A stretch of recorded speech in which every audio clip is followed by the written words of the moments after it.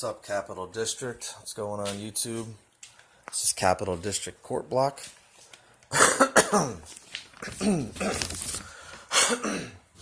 Excuse me. In this video, I want to concentrate on police encounters and how people should be speaking to the policy enforcers, and how they should be conducting themselves. When I get pulled over, or when someone gets pulled over, the first thing they should start out with is, what's the emergency, officer? Is there anything I may do to assist? The police are using their emergency lights to violate your rights. So, and that's a felony. Actually, declaring a false emergency is a felony.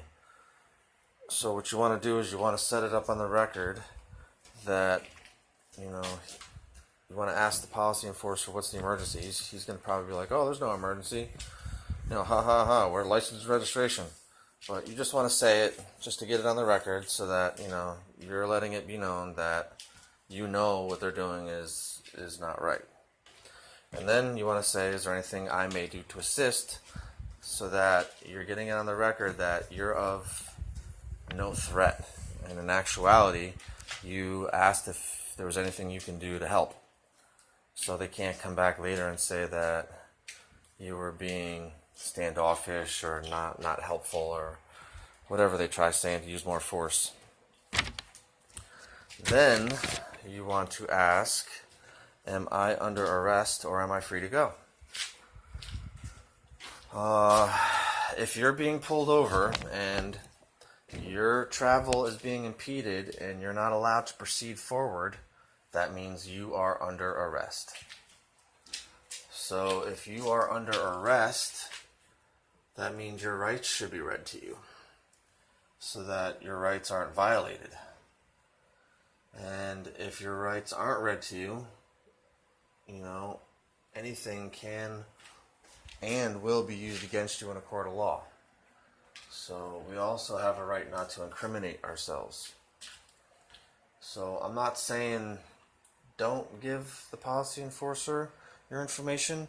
Just don't give them the information until you set it up for the record that you gave them every opportunity and every chance to do the right thing, but they still proceeded to violate your rights, and they used every tool at their disposal to do so. So, what's the emergency? Am I under arrest or am I free to go?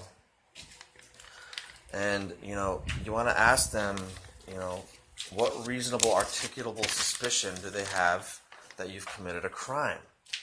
What crime has been committed here?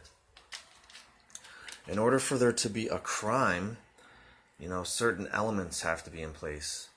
Like in the last video, I explained, if the judge tries saying that a ticket is the proof of jurisdiction, you want to isolate it. Is that the only form of proof of jurisdiction that's been entered in to evidence? And then you want to explain, does the ticket satisfy the element of jurisdiction? Because jurisdiction is, another element of that has to be in place in order for there to be a crime. And another element that has to be in place is a cause of action. A cause of action is a set of facts or legal theory that gives an individual or entity the right to seek legal remedy against another. This applies to filing a civil lawsuit for such wrongs as property damage, personal injury, monetary loss, as well as criminal wrongs, such as battery, theft, kidnapping. So there has to be actual harm or loss in order for there to be a crime.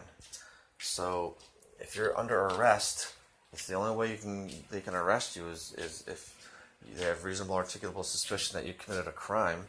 Then where's the harm or loss? Where's the cause of action? It goes on to say, a cause of action may come from an act or failure to act breach of duty or violation of rights.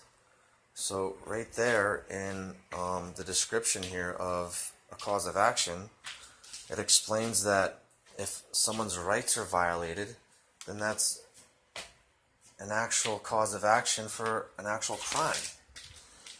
So the policy enforcers are violating your rights and making it seem like you're breaking the law, when in actuality they're the ones that are breaking the law.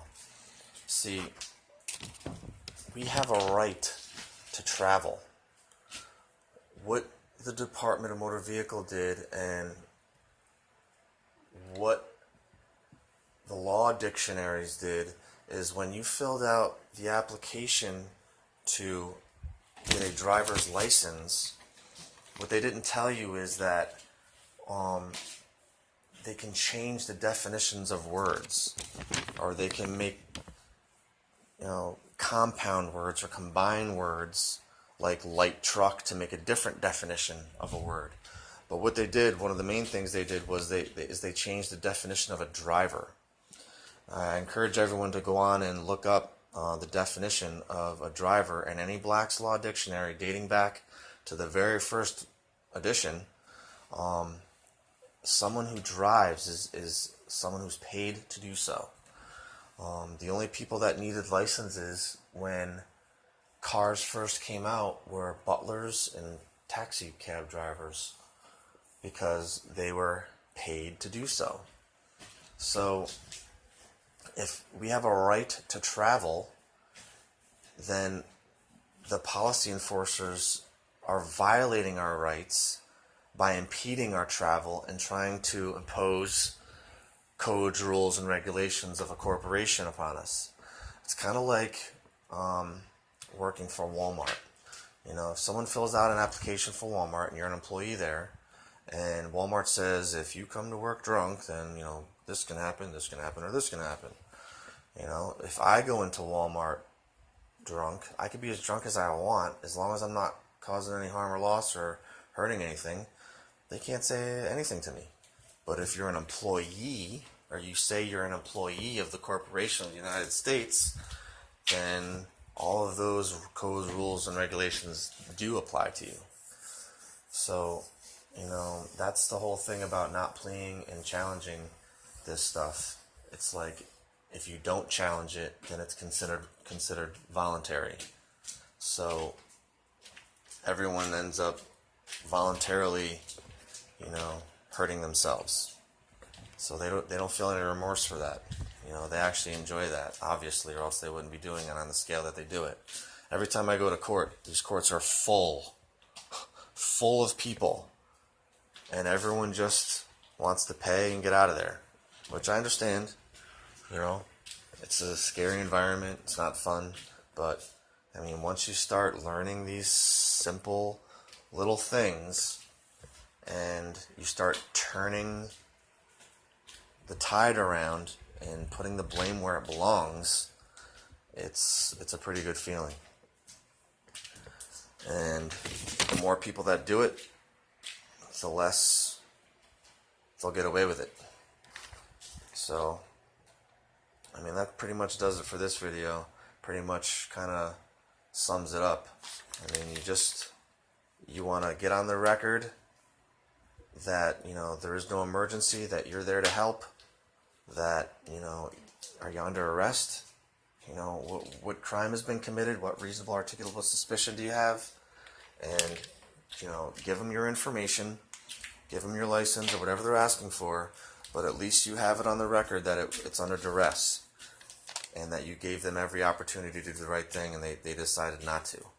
So that when you go to court and you challenge jurisdiction, you're pretty much going to be able to have a lawsuit against these people as well. And I'm not saying to sue the cops, but at least you'll have the option to sue the cops. Because these guys really act like, people that talk about this sort of stuff are stupid and they don't know what they're talking about. And it's actually the other way around. It's actually kind of comical. they're the ones. I'm not trying to say they're stupid, but they're not being taught properly, and they're not doing their own research. They're just doing what they're told and what they've been told, and it's actually kind of funny.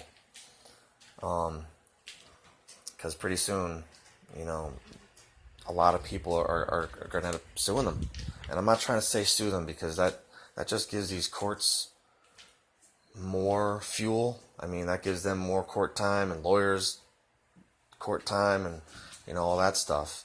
But at least know how to sue them so that you could at least enter a claim in against them to at least scare them into doing the right thing, because that's what they're doing to us. I'm not saying just to sue them, but at least learn how to sue them so that you can enter a claim in against them for violating your rights. But sit down with them and have a talk with them and explain to them, I'll drop the suit if you start doing your job properly. And if you don't do your job properly, I'm going to reopen the suit. There's this guy back in 1975 who ended up suing President Reagan and his wife. He dropped the suit. Okay, but the suit can be reopened at any time. So, learn how to sue these people, open the suit up, and then, if they end up coming around and realizing what they did was wrong, drop the suit. But just explain to them that it could be opened at any time. So, that should pretty much do it for this video. I hope everyone practices safe, has safe practices when they're out there and they're trying to exercise these things. Be respectful. Kill them with kindness. Smile. Just know that you'll have your day in court. If you don't have a license, or if you're in a situation where they can tow your property, I'll have a future video on how you can outfit your vehicle to have things on there that they can read, so that they'll understand that if they end up taking your property or your person, that there's going to be ramifications. There's going to be they're going to have to pay for your time and for violating your rights. There's certain things that you can put on your car that, on the inside of your car window, that will let them know that if they take you or your property, it's going to be, $50,000 or whatever if they take your car, and, it'll be $100 an hour, if they take you and try to put you in jail for not having a license or something along those lines. Trying to say that you're committing a crime when there's been no victim. So we'll get into that in later videos. But I'm still waiting on comments and people to get a hold of me, about questions and about going to court. So whenever anyone's ready, I'm in court all the time. So it's not even a big deal. It's actually fun. It's really, really fun now. So I hope everyone's well. I hope everyone can use this information, and I hope everyone starts flexing their rights more. And I'd like to say thank you for our security, our sovereignty, our clarity, and our perfect health. And until the next time.